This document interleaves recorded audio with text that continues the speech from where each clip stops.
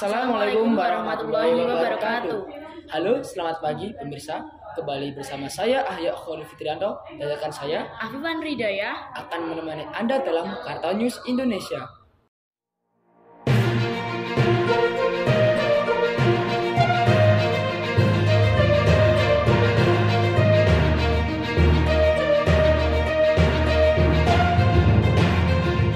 Pemirsa, di Indonesia yang tercinta ini kita melihat banyak orang-orang yang berwirausaha. Salah satunya adalah UMKM. UMKM atau usaha mikro kecil menengah adalah istilah umum dalam dunia ekonomi yang merujuk pada usaha ekonomi produktif yang dimiliki oleh perorangan maupun badan usaha sesuai dengan kriteria yang ditetapkan oleh Undang-Undang Nomor 20 Tahun 2008. Apakah kalian penasaran seperti apa UMKM itu? Berikut simak laporan dari kami. Di Kabupaten Sragen, Jawa Tengah terdapat salah satu UMKM tas wanita yang viral. Tas wanita termasuk dalam fashion wanita yang sangat diminati. Setiap tahunnya tas wanita memiliki tren yang berganti-ganti. Dan untuk sekarang ini wanita sangat menyukai untuk berganti-ganti tas. Hampir semua wanita tidak cukup dengan satu tas. Hal itu melatar belakangi Kak Aprilia Risti untuk mencoba usaha tas wanita. Usaha tas wanita yang dimiliki Kak Aprilia Risti beralamat di Jalan Ahmad Yani nomor 96 Kutorejo, Cantel Wetan, Sragen. Banyak varian tas wanita yang dimiliki oleh Kak April, salah satunya tas ransel dan tas lean bag. Tidak hanya berdagang eceran dan grosir, Kak April juga menggunakan aplikasi online untuk berdagang. Dan untuk lebih lengkapnya, saya sudah berada di gudang DMS dengan Kak Aprilia Risti Juta selaku pemilik tas wanita tersebut.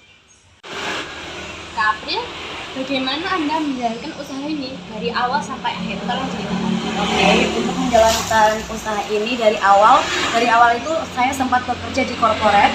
Kemudian saya itu setelah keluar itu juga selama pandemik ya, karena pandemi kalian semua juga tahu bagaimana untuk pekerjaan, banyak juga orang yang dirumahkan dan termasuk saya adalah orang yang dari korporat. Kemudian saya pas waktu pandemi itu tidak bekerja, tapi bukan dirumahkan, tetapi emang alasannya orang tua, karena orang tua pada waktu itu sakit. Kemudian saya keluar dari korporat tersebut dan juga kemudian saya langsung memikirkan sebelum ke tas ini saya sempat sebelum tas wanita saya sempat di baju ya. Jadi saya sempat berjualan baju tapi online. Kemudian saya berjualan masker, berjualan baju sempat tidak laku sama sekali. Kemudian saya beralih ke jualan masker dan itu lumayan laku pada saat itu. Waktu itu maskernya masker kain ya.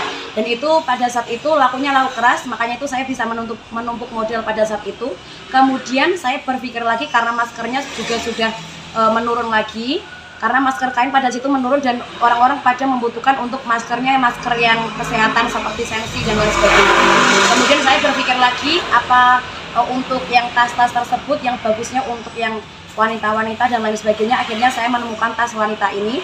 Awalnya saya seperti ulaan alias grosir ya, kalau bahasa Jawanya itu ulaan. Jadi saya membeli ke tempat ke supplier tertentu, kemudian saya menjualkan lagi.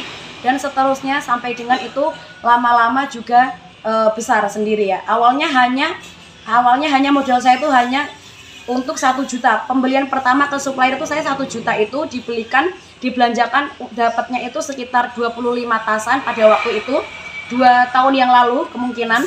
Dan kemudian seterusnya saya menawarkannya juga lewat online dan akhirnya sampai sekarang. Jadinya sekarang bukan supplier ya, maksudnya sekarang itu banyak juga toko-toko yang udah kulaan atau grosir ke kami, jadi membeli ke kami untuk dijual lagi. Jadi kita sekarang nggak cuma online eceran tapi juga grosir.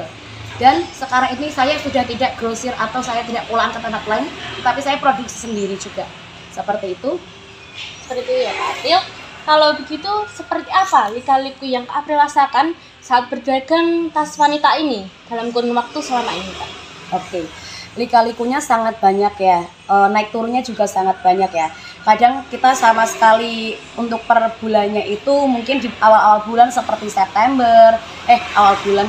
akhir bulan seperti September, kemudian belum sampai Desember kayak gitu, itu down-downnya tas wanita biasanya. Tapi emang per bulannya itu dan per tahunnya beda-beda, tergantung kondisinya. Seperti untuk sekarang ini contohnya ada orang yang bilang karena ada resesi lah, tahun 2003 resesi dan sebagainya, itu sangat-sangat berdampak pada kami.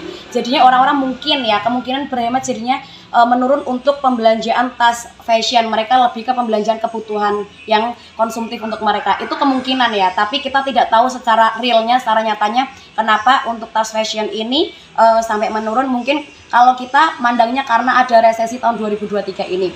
Cuman kalau untuk lika-likunya mungkin seperti itu turun naiknya ya. Kemudian ada lika-likunya lagi karena kita kan juga menjualnya online. Kita grosir tapi online, yaitu menjualkannya lewat kita menghubungi beberapa toko yang terkenal di Indonesia ini, kemudian kita menawarkan dan mendatanginya. Terkadang juga ada yang toko menolak kita secara langsung ataupun secara halus, mereka menolak kita, tidak kak, kita tidak mau produk kakak, seperti itu ada. Tetapi kita bulan berikutnya kita mencoba lagi menawarkan dengan produk yang lebih baru lagi, menawarkan produk yang lebih beda lagi dari sebelumnya, dan terkadang itu juga mau. Kadang yang bulan kemarin tidak mau, bulan ini kadang mau. Jadi seperti itu, emang lika-likunya dalam dunia penjualan seperti itu. Terima kasih untuk informasinya Kak April Rizky Juwita. Demikian dari saya, terima kasih dan saya kembalikan ke studio. Baik, terima kasih. Itu adalah penjelasan langsung dari reporter kami Ajeng Septianur Aziza. Untuk berita selanjutnya akan disampaikan oleh rekan saya Ahya Khairul Fitrianto. Selanjutnya adalah UMKM yang terlihat tidak asing bagi kita warga Indonesia, yaitu usaha bakso. Bakso adalah makanan yang sangat populer di Indonesia, baik di kalangan anak-anak, remaja, maupun dewasa. Tapi dengan seiring banyaknya pengusaha bakso, para warga Indonesia pun berinovasi akan produk bakso tersebut. Seperti halnya pedagang bakso Pak Hafiz. Bakso yang berada di depan sekolah SMA N1 Sragen ini menyediakan bakso bakar dan bakso kuah, di mana dalam pemesanan bakso bakar terdapat 2 jenis pilihan yang dapat kita beli, yaitu bakso tusuk dan tahu bakso tusuk. Sedangkan di dalam bakso kuah sendiri terdapat beraneka ragam bakso seperti tahu bakso, bakso kecil, bakso beranak, dan lain sebagainya. Baik, saya Ajeng Septianur Aziza melaporkan UMKM yang dimiliki oleh Mbak pedagang bakso. Di sini saya sudah berada di lokasi. Perkenalkan Mbak, nama saya Ajeng Septianur Aziza, saya reporter dari Karto News. Dan Ibu? Nama saya Nia Aswandari, istri dari Bapak Tri Priyatno, bakul bakso bakar. Oh iya.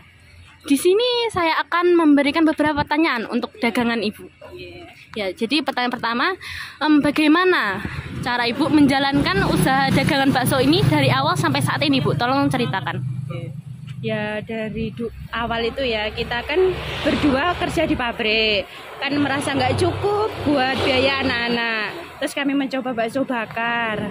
Sebenarnya awal-awal itu cuma bakso bakar aja, terus ditambahi bakso goreng, tapi nggak jalan, terus kita buang, terus diganti es wawan, tidak jalan, kita ganti lagi, terus diganti ini bakso beranak ini. Alhamdulillah lancar. Alhamdulillah ya Ibu. Jadi berapa omset per harinya untuk dagangan bakso ini? Ya kira-kira kurang lebih ya 300 sampai 500. Itu bersihnya ya. Ya, bersihnya antara 300 sampai 500. Bersihnya aja ya. Iya, begitu ya Ibu.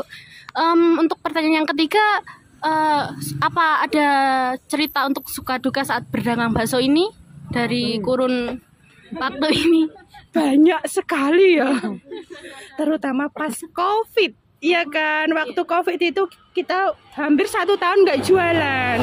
Ya karena ya tetap bedalah ya kan, kita disuruh di rumah saja gitu. Ya itulah, kalau yang lainnya insya Allah nggak ada. Terima kasih Ibu atas kesempatan kali ini. Demikian dari saya Ajeng Septianur Aziza. Jadi tempat berada saya akan kembalikan ke studio. Cukup sekian dari kami. Apabila ada kekurangan kami mohon maaf. Apabila ada kelebihan itu dari Karto News Indonesia. Saya Ahya Khairul Fitrianto dan rekan saya Afifah Hidayah. Selamat beraktivitas. Wassalamualaikum warahmatullahi wabarakatuh.